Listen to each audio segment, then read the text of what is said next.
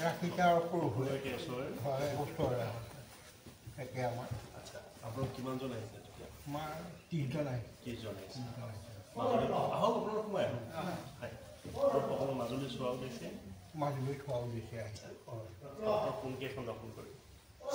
আমি এটাইখন সত্ৰই দৰ্শন কৰিলোঁ কমলাবাৰী গ'লোঁ আউনীআটীহে থাকিলোঁ কালি দক্ষিণ পাট গ'লোঁ তাৰপৰা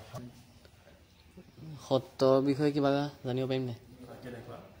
মানে সত্ৰখন কিমান মানে বছৰৰ আগত কেনেকৈ কি হৈছিলে আৰু অলপ সত্ৰ 1656ত এষ্টাব্লিছ হৈছে আহোম কিং অৰ্থাৎ আহোম ৰজাৰ পৃষ্ঠপোষকতাত হৈছে জয়ধ্বজ সিংহৰ পৃষ্ঠপোষকতাত বংশী গোপালনৰ প্ৰতিষ্ঠা কৰা অসমৰ 4 সত্ৰৰ ৰাজসত্ৰ প্ৰথম সত্ৰ মাজুলীত নাই সেইখন আছে যোৰহাট পূৰ্বাবাহী সত্ৰ সেয়া প্ৰথম তাৰ পাছৰ পৰা এই সত্ৰসমূহ প্ৰতিষ্ঠা হৈছে আৰু ইয়াৰ যিমানখিনি আপোনাৰ সম্পদ আছে সকলো আহোম ৰজাই ইয়াত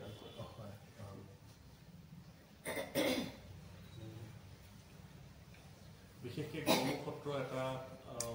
সুকীয়া বিষয় আছে মানে বাকী সত্ৰতকৈ গড়মুখ সত্ৰৰ ইতিহাস বহু পৃথক যিদৰে আপোনালোক আজি গোলাঘাটৰ পৰা আহি আজি আপোনালোক আহোঁ বুলি ক'লে ইয়াত এনেকৈ বহি থাকিব নোৱাৰে সত্ৰৰ নীতি নিয়মসমূহ এনেকুৱা কঠোৰ আছে যে আপোনালোক গেটত আমাৰ মানুহ থাকিব তেওঁলোকক সুধিব যদি ইয়াৰ পৰা আপোনালোকক আহিবলৈ অনুমতি প্ৰদান কৰা হয় তেতিয়া আপোনালোকে সত্ৰত প্ৰৱেশ কৰিব আৰু বিনা অনুমতিত সত্ৰত কোনো প্ৰৱেশ কৰিব নোৱাৰে মানে সত্ৰৰ পূৰ্বৰ যোনসমূহ নীতি আছে এতিয়া অলপ পৰিৱৰ্তন হৈছে নেকি হয় বাকী তাৰ পাছত সত্ৰৰ মন গ'ল বুলিয়ে ক'ৰবাত সোমাই দিব নোৱাৰে কিন্তু গড়মুখ সত্ৰৰ একাদশগৰাকী সত্ৰাধিকাৰ পীতাম্বৰদেৱ গোস্বামী তেখেতে জাতি ধৰ্ম বৰ্ণ নিৰ্বিশেষে সকলো মুকলি কৰি দিয়ে যে মানে কোনো এজন ব্যক্তি যদি সত্ৰসমূহ দৰ্শন কৰিবলৈ তেনেহ'লে সত্ৰ দৰ্শন কৰিব পাৰে সত্ৰাধিকাৰ ওচৰত থাকিব পাৰে আৰু সহ অভিনয় প্ৰথম পাতনি ইয়াতে মেলিছে আগতেতো সকলো আপোনাৰ ৰাসৰ গোপীও পুৰুষেই লয় গতিকে তেতিয়াই ক'লে যে এইটো সকলোৰে এইটো হেৰি কৰিব পাৰে তেতিয়াৰ পৰা সেইটোৱে গোটালৰ প্ৰতি ভাবিছোঁ ৰাস হয়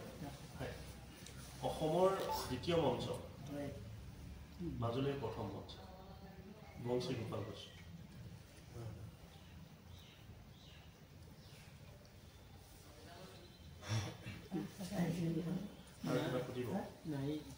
আপোনালোকৰ ইয়াত দৰ্শনাৰ্থী আহিলে এনে থকা মেলাৰ আমাৰ গেষ্ট হাউচ আছে আপোনালোকৰ হাতী নাই নেকি তেনেকুৱা শিক্ষক আহিলে থকা মেলা হাতী মানে আমাৰ এনেকুৱা আমাৰ পূৰ্বতে বাকী আউনীআটী দক্ষিণ পাটৰ আগতে আপোনাৰ হাতী আছে যেতিয়া আপোনাৰ আজি মানে যিটো সত্ৰৰ পৰিৱেশ তেতিয়াই পীতাম্বৰদেৱে চিন্তা কৰিলে যে আজি মানে সেইদিনত এঘৰ মানুহৰ সন্তান থাকে 6জন বা 7জন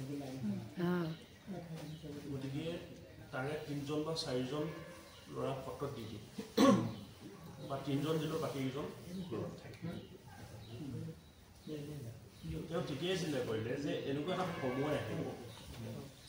যিটো সময় নেকি সত্ৰসমূহৰ বাবে এটা গতিকে আপোনালোক ভকতসকলে যাৰ যাৰ মন আছে তেওঁলোক দিহবা আৰু তেওঁলোকৰ প্ৰতি সন্তানে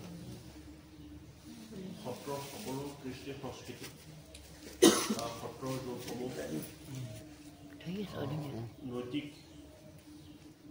যোনসমূহ কৰ্ম থাকে সেই কৰ্মসমূহ সমাপন কৰি থাকে সেই তেতিয়াৰ পৰাই আমাৰ যোনসকল মানে সত্ৰৰে ভকত যোনসকল থাকে মানে সত্ৰৰ বাউণ্ডেৰীৰ ভিতৰত যোনসকল থাকে সেইসকল ওটা অথচ কৃষ্টি সংস্কৃতিৰ পৰা ধৰি সকলো তেওঁলোকে চলাই থাকে আমি মাজুলী সত্ৰাধিকাৰ পৰমানন্দ দেৱগোস্বামীক লগ কৰি পেলাই আমি যিখিনি কথা পাতিলো আপোনালোককো শুনালো তো এতিয়া আপোনাৰ গড়মুখ সত্ৰখন আমি চামগৈ ধুনীয়াকৈ তো সেইটো মানে নেক্সট ভিডিঅ'ত দি আছোঁ গড়মুখ সত্ৰখনৰ বিষয়ে আজিলৈ ভিডিঅ'টো ইমানতে সমাপ্ত কৰিলোঁ বাই বাই